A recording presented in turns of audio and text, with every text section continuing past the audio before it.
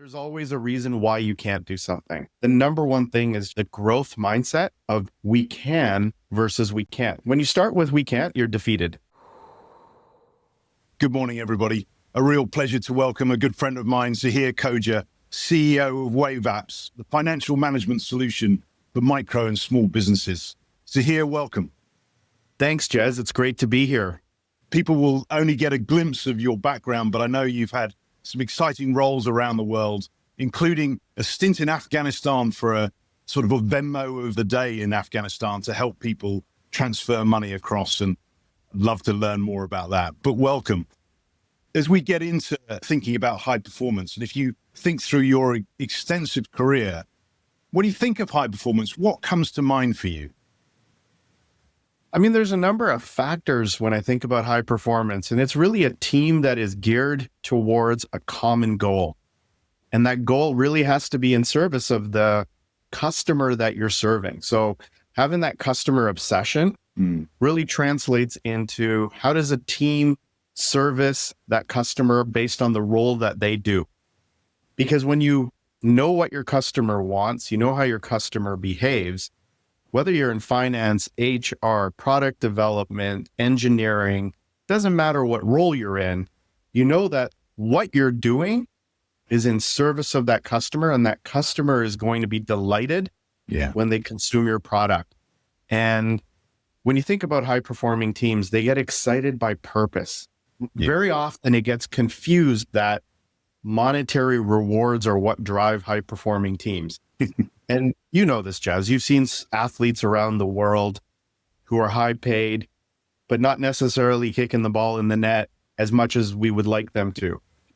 Perhaps what's missing is that passion, is that understanding of what is the common goal that they're going for.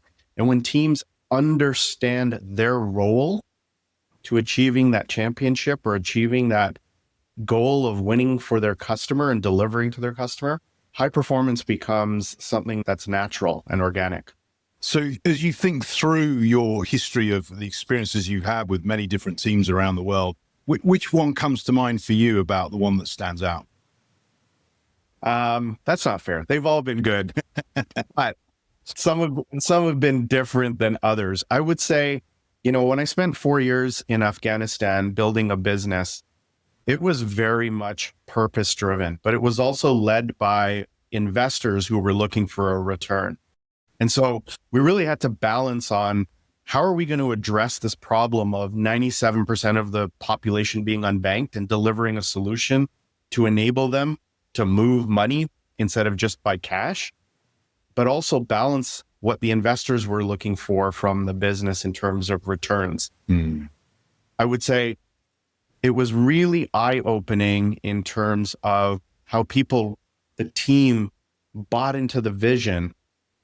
They did their role, and at the same time, they were able to be agile within their role and maneuver based on what the customer needed or what the market was dictating. And they could play in different parts of the role, recognizing that we didn't have an unlimited pot of money to invest into the business. Sure. I would say the second one is, something that you and I are a little bit closer to, is a company called Afterpay, right? We were in a market where credit cards and debit cards were already the thing, and most people in the world had a credit card or a debit card. And here we are bringing out a new form of payment service to complement credit and debit. And so you had people buying into the vision of, we want to offer a solution to this younger generation of millennials and Gen Zs who want the benefits of credit, but don't want the debt that comes with credit, because they've seen mom and dad in 2008 and 2009 go through it. You're right. And so when you think about it, again, both of them very much purpose-driven, but had significant commercial outcomes that were literally an outcome of all of the passion for the vision and the purpose of what we were doing in the business. Definitely. And if you think about the players involved in both of those situations, what are the behaviors that you experienced around the individuals and teams in those organizations? across the two organizations, I would say it's very much a can-do attitude. It's a glass half full versus a glass half empty.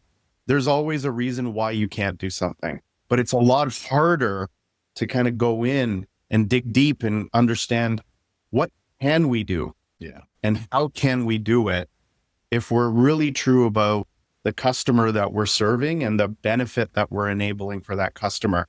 And so the number one thing is just the growth mindset of we can versus we can't. When you start with we can't, you're defeated. It's quite difficult because obviously people are in lots of different situations, and just that simple thing of, just have a can-do attitude can almost be a bit depressing and overwhelming at times. But what would your advice be to somebody who's struggling with a certain situation and wants to move into that can-do attitude? The can-do attitude doesn't mean you will do, right? And so it's really looking through it and understanding, okay, if we're trying to do this for our customer, which ultimately will be good for our business, what are the options and how can we deliver that? And you may go, we can do all of this, but the outcomes of that don't yield what we want, or it has a less than positive outcome in terms of commercial. So we got to come back to the drawing board and think about that again. I would say, if you look at all the great companies that have succeeded in the world, and some of them haven't necessarily been the best at what they do, but they've focused on delivering what their customer wants. And based on that, they've been able to achieve the success that they want. And I'll just take Afterpay as an example. Afterpay was a company that had multiple lookalikes that came into the market after, right? They had companies that were funded at much greater levels than they were at the beginning.